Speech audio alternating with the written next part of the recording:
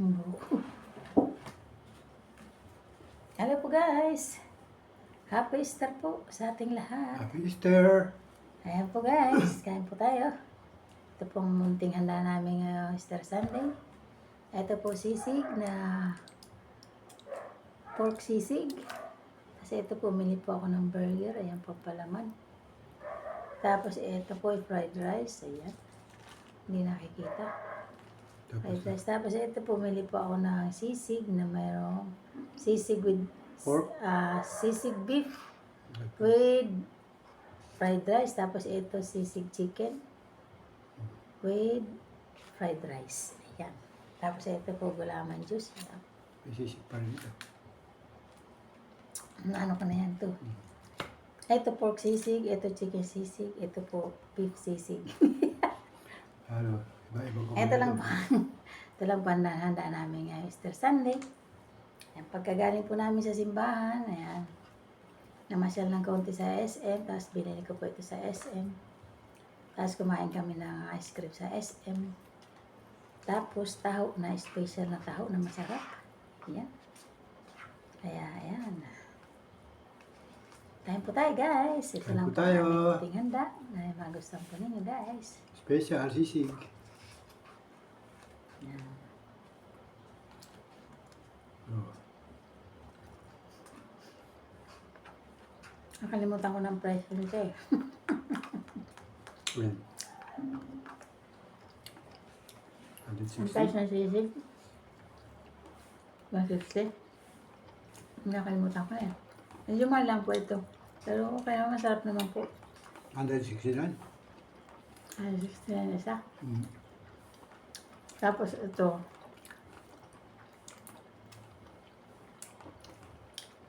Ayun din no. Mahal ito. Saka itong fried rice na ito, dalawa lang yan, pero ang mahal.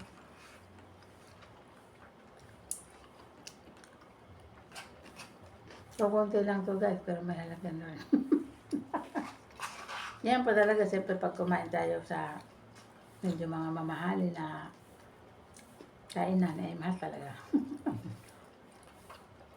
Medyo mga class na kainan, mahal talaga.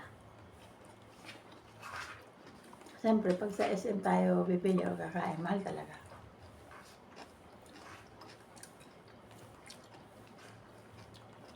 Para makatikim naman tayo na hindi pa natin nakakain. Hindi nabibili sa ano.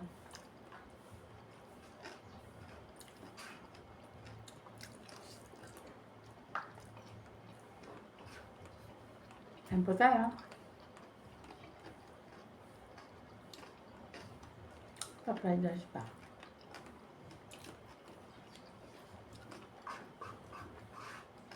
Masarap. Masarap ang sisig.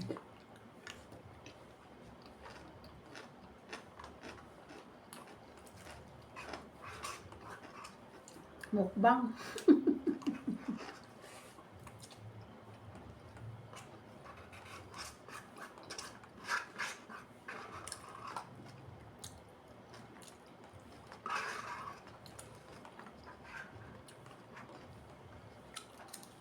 Natin burger guys. Nati ko lang po ito kasi malaki naman. Mahal kasi. Ayan, nati ko lang po sa amin dalawa. Ayan. Ayan, may laman po siya. Ayan. Ayan. Hati tayo. Ayan po tayo.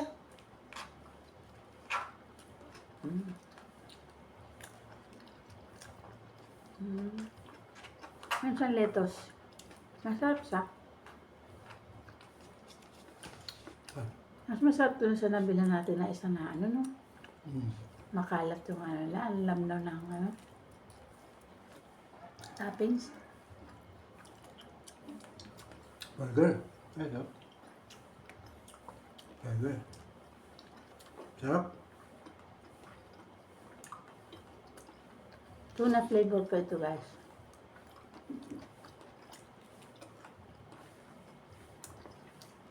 Hulog tayo. Tuna flavor. Tuna.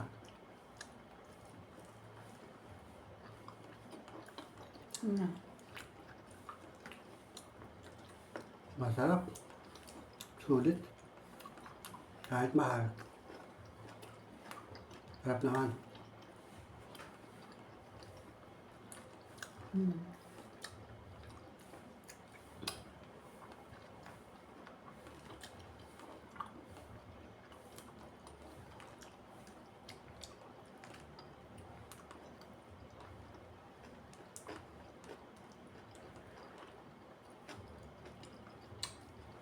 Tuna burger.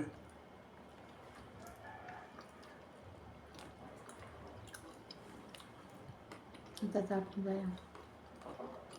May sapin yan guys ha. Meron pang sapin yan.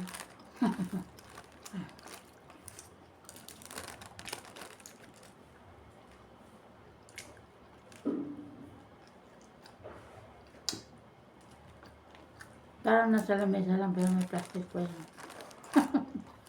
May sapin po yan.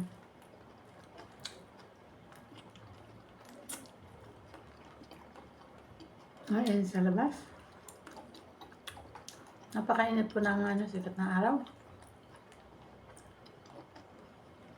Kaya nangitim ako agad kasi wala pa akong jacket kasi hindi naman natin may plano na masyal. Nakamotor lang kami kaya yun. Natusta ako sa araw. Sobrang init ng araw. Angit.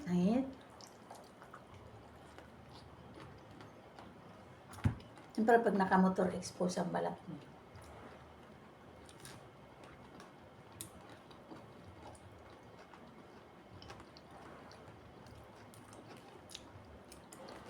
Masakit sa balat ang init.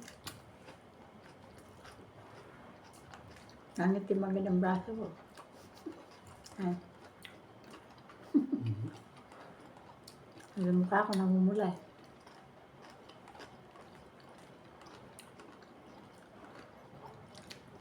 Medyo matabang lang konti. Ano? Kasi walang mayonnaise. May kulang tong burger nila guys. Hindi nila nalagyan ng mayonnaise. Dapat may mayonnaise sa loob. Kaya medyo matabang.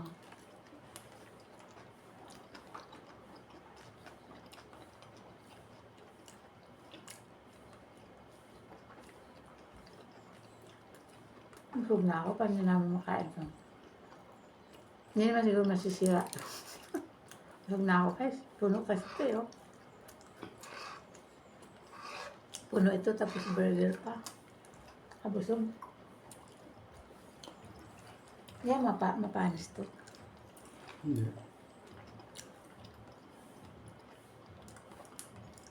Wala ko kulubin. Takpa na lang ng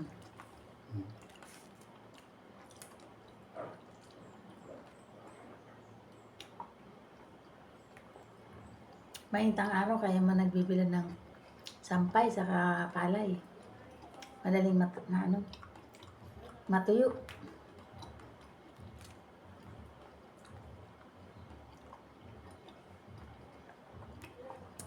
Gulaman po ito guys. Sagot gulaman. Binili ko lang po yan na Ako na lang titimpla.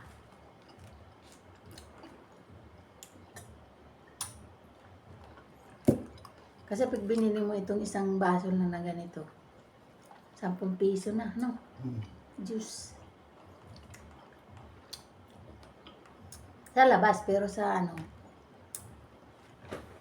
sa fast food, mahal din nilabang ko yung ganyan. Medyas yan. Sana hindi nadidinig ang music. May music po sa labas, malayo. Sa malayo, pero nadidinig ko. Sana hindi marinig niya sa sa video.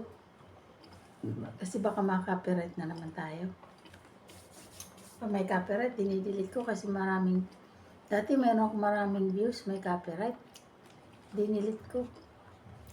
Kasi useless naman pag copyright eh. Wala, kukunti lang sa'yo o sakali. May nadidinig kasi ako malakas na music.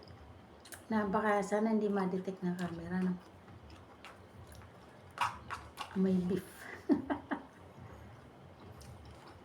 Nabusog na ako. Anong lasa niya? Ay, baka mapanis. Kamutsarain na yan, ibang tinidor. Ang lasa. Mamaya na lang ito, snack. Pwede naman ilagay dito. Malinis naman yan. Ano? Sa sisig. Hindi kaya mapanis. Ay, dito na lang Dito na lang. Tapos takpan ko na lang ng ganyan. Kasi may sapin naman yan eh. Sapin po yan eh. Kaya init. Kahit may electric fan, mainit sa loob ng bahay. Kasi sarado pang bintana ko kaya mainit.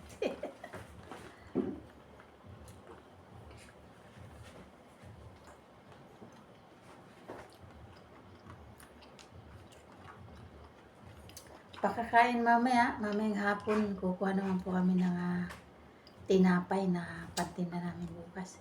3 days po kaming walang tinda. Pahinga. Ngayon, may mga tinda na, dapat may tinda na, pero hindi po kami nagtinda kasi nagsimba kami. Siyempre sa lubong. Unahin muna natin ang Panginoon, diba? Bago ang laang iba.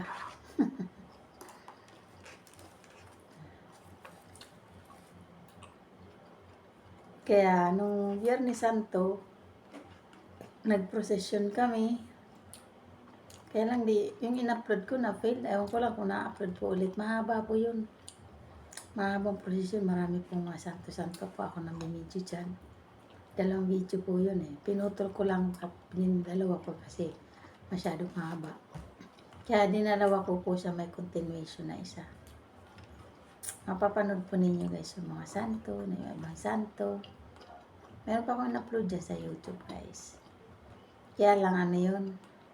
Nakatayo tutorial. Tutorial ba tawag doon? Hindi landscape. Kasi pag landscape, hindi makikita ng buo ng statwa. Nag-prosesyon kami, buti hindi umulan. Yan, kaya natapos namin ang prosesyon. Medyo malayo din ang iniikutan, pero enjoy naman kasi siyempre penitensya din yung paglalakad eh.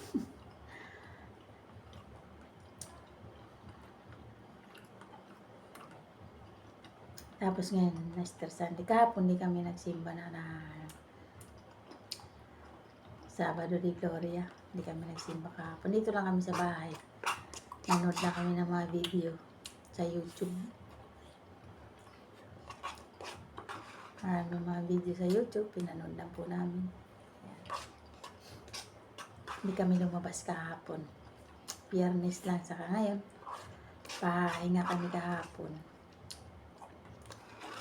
Tapos yun, nood nga sa YouTube. Mga palabas sa YouTube. Mga dumana sa newsfeed. Ayan, di ba guys? Okay ka na? Ayan guys. Tapos na naman po. Tapos na. Sarap. Ayan. Happy Easter po ulit sa inyong lahat. Sa ating lahat pala. Ayan guys, tapos na naman po ang aming pagmumukbang. Dagdag timbang na naman. Pero okay lang po. Naway ma-enjoy din po kayo sa aming mga munting kinakain. Pina-upload po namin. Medyo magastos lang po kasi para naman ay may iba naman po yung mapapanood yung kinakain namin kahit mga simple lang. Di ba guys? Pag medyo may pambili medyo mahal-mahal lang konti. Pagka medyo tama ng budget, doon na tayo sa mga torto. Nabibili lang sa mga restaurant na mga ordinary restaurant man dyan, mga fast food o yung mga tinda-tinda lang po niya, mga karinderya, yun. Masasarap din naman mga tinda nila. Medyo mura po yan kaysa sa mga fast food o sa SM niya. Mura-mura, pero hindi naman masyado. Medyo may halaga rin po kasi mahal na po ang bilihin. Ang mga isda nga po, napakamahal na. Diyos mio. Kamahal ng isda. Kahit po luto na. Ay, sus. Gold ang halaga ng isda. Tapos yung hilaw. Kasi, pag nagtitinda po kami, puro luto na binibili ko para kakain na lang kami niya. Para iba-iba pong putahe din na nabibili. Kahit na mumurahin lang. Pero masarap naman siya guys. Diba? Masarap naman yung lasa naman doon sa binibila ko ng ulam. Ayan guys. Ayan. Happy Easter po ulit. Thanks for watching po. Thanks for Sa watching. mga hindi pa po nakasubscribe dyan, subscribe na po kayo. And click the bell po para updated kayo sa mga videos ko. And subscribe na po sa mga nag-subscribe. Thank you so much po sa inyong lahat.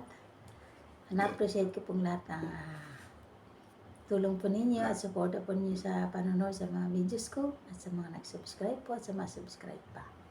And God bless us all po, guys. Love you guys. Please like, comments, and Cheers. baka pwedeng i-share nyo po. And, ayan. Pasensya na po kayo. Ayun lang po ang kayang mga videos ko ngayon, mga content na ginagawa ko. Puro mukbang lang po tayo, guys. Saka na po ulit ako magluluto ng mga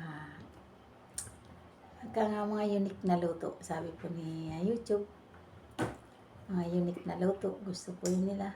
Pati na po sa mga nanonood. Para, kumbaga pang survive lang ba. Ayan. Mga konti lang malilit ang budget, makakakain po tayo. Yun, di ba guys?